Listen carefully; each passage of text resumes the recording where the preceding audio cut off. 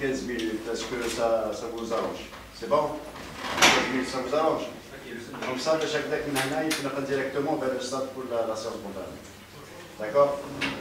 Allez, marhaba fikum, là. Continue, on commence? Oui.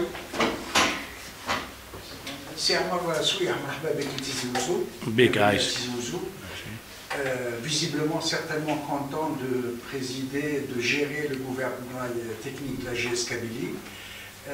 Vous avez connu la pression au niveau de l'étoile du Sahel, bien sûr, au niveau du Talaji, au niveau de l'Espérance. Certainement, vous êtes conscient que la GSK est un grand club avec un public assez exigeant. Que pensez-vous?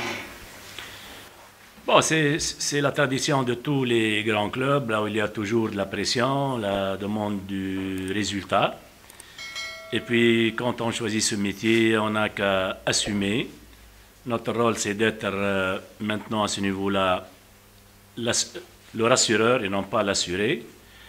Et puis, être vigilant pour pouvoir prendre les décisions au bon moment et anticiper.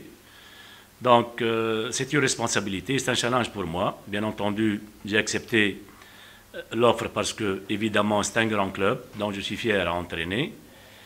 Et puis, comme d'habitude, comme tous les championnats, il y a toujours des grands clubs. Et les grands clubs, ça se gère d'une façon exceptionnelle. Et on est là pour utiliser notre expérience pour apporter un plus au club et pourquoi pas jouer le premier rôle. On retient l'histoire et même le présent est prometteur. Surtout avec l'inauguration du nouveau stade la saison prochaine. J'espère que tout aillera de pair. Jusque-là, quand il y aura le stade prêt, on aura une équipe compétitive et qui doit renouer avec les succès et apporter beaucoup de joie et de fierté à son public.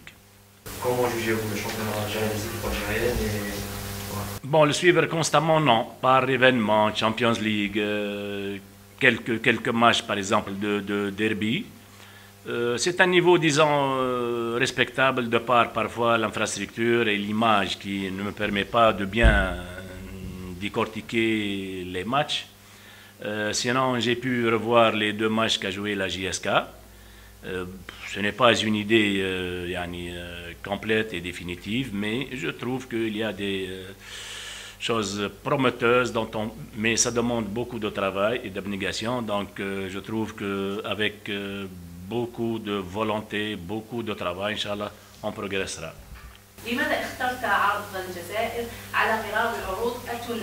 Bon, franchement, à un moment donné, le parcours de l'entraîneur est différent et il évolue. À un moment donné, je n'ai pas, quand je dis destin, c'est sur le plan carrière et footballistique.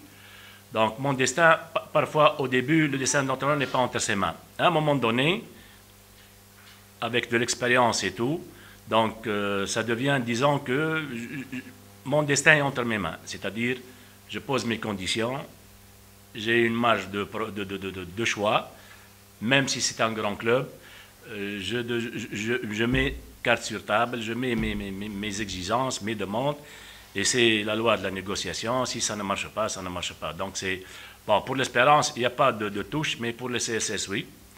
Et disons pour des choses que je ne peux pas évoquer, ce n'est pas le lieu là où j'évoque. Donc je n'ai même pas négocié, mais il y a eu le contact. Pour des raisons, disons, que je ne peux pas dévoiler maintenant, il n'y a pas eu de discussion avec le CSS. Et pour cela, par exemple, si on disait que ce repos que j'ai eu, ce n'est pas un repos forcé, c'est un repos, disons, plus ou moins choisi, parce que la marge de choix pour moi est limitée. Soit il y a des grands clubs, sinon je n'entraîne pas. Même avec les grands clubs, je pose mes conditions. Si ça marche, ça marche. Si ça ne marche pas, je n'entraîne pas. Bon, on a signé le contrat, c'était pour une saison renouvelable. Si à la fin de saison, il y a un compromis entre le bureau directeur et moi, pourquoi pas, on renouvelle une nouvelle saison. Quels sont les objectifs que votre action vous a assigné? Bon, les objectifs, c'est quand on parle de grands clubs, on ne peut pas nier que la demande de résultats existe. Mais il faut être quand même réaliste. On va voir comment ça va se passer, comment le déroulement des choses. Parce que ça ne dépend pas que de nous. Ça dépend de nous et des équipes qui sont en face de nous. Donc on va essayer de faire le maximum pour que on essaie de jouer le premier rôle. À première vue, on essaie le premier rôle en tenant compte de l'histoire du club et tout. Donc moi, personnellement, je dois dire que on doit faire le maximum pour renouer avec les succès et les résultats. Tout en rappelant que le GSK a été finaliste, a été vainqueur de la Coupe de la Ligue et 5e au championnat, peut-être un défi à relever. Normalement, on doit mieux faire que la saison dernière, bien qu'avec le changement d'effectifs, mais tout de même, on doit mieux faire. Coach, parlant d'effectifs, est-ce que vous avez une idée sur la qualité des joueurs? Non, pour être correct, pas une grande idée. Comme je vous ai dit, j'ai vu les 2 matchs, j'ai même décortiqué avec des petits montages les 2 rencontres. Il y a des ajustements à faire, et à force de connaître le groupe et l'effectif, donc on verra bien comment ça va se passer. Pas grand chose. Franchement, pas grand-chose demandé. Bon, le choix. Bon, j'ai parlé avec Kouki puisqu'il a joué, contre la GSK le premier match. Mais ce n'est pas. Moi, je suis tenté de faire une expérience, une nouvelle expérience, une nouvelle culture. Ça rentre dans mon expérience, pourquoi pas. Et comme je dis, c'est surtout le challenge que je travaille avec un grand club. Donc, c'est un défi pour moi, pour mon nom, comme pour l'historique du club. Donc de voir que plusieurs facteurs se croisent et c'est pour cela que j'ai opté pour ce choix. Pour le prochain match, Peut-être oui, peut-être non, pas encore décidé. Coach Siam Souir est connu en Tunisie, excelle pour son sens de la discipline dans le groupe. Et vous savez qu'en Algérie particulièrement, même si on dit que dans le monde entier aussi, la gestion du vestiaire est une tâche assez aisée. Est-ce que vous allez imposer cette renommée?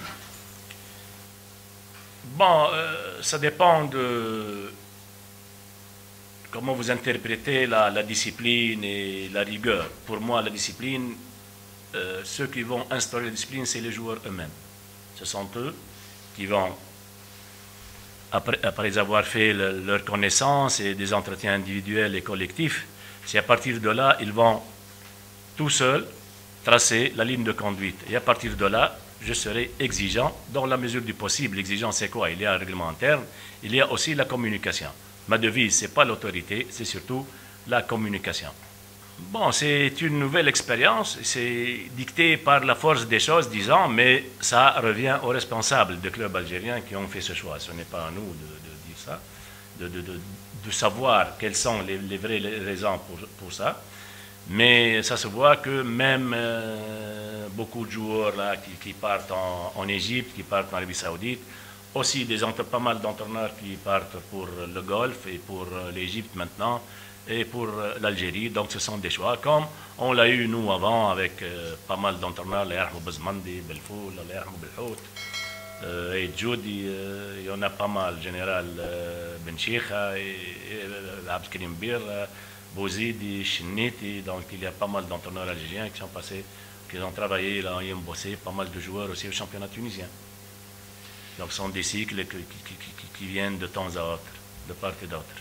Oui, c'est une expérience. Moi je suis passé par exemple avec une bonne expérience aussi en Arabie Saoudite, là où j'ai entraîné 8 clubs. Donc je suis satisfait de ce qu'on a fait en Arabie Saoudite. On a eu aussi des titres. C'est une confirmation au titre que j'ai eu en Tunisie. Donc, pourquoi pas une nouvelle tentation et qui finira sur le podium.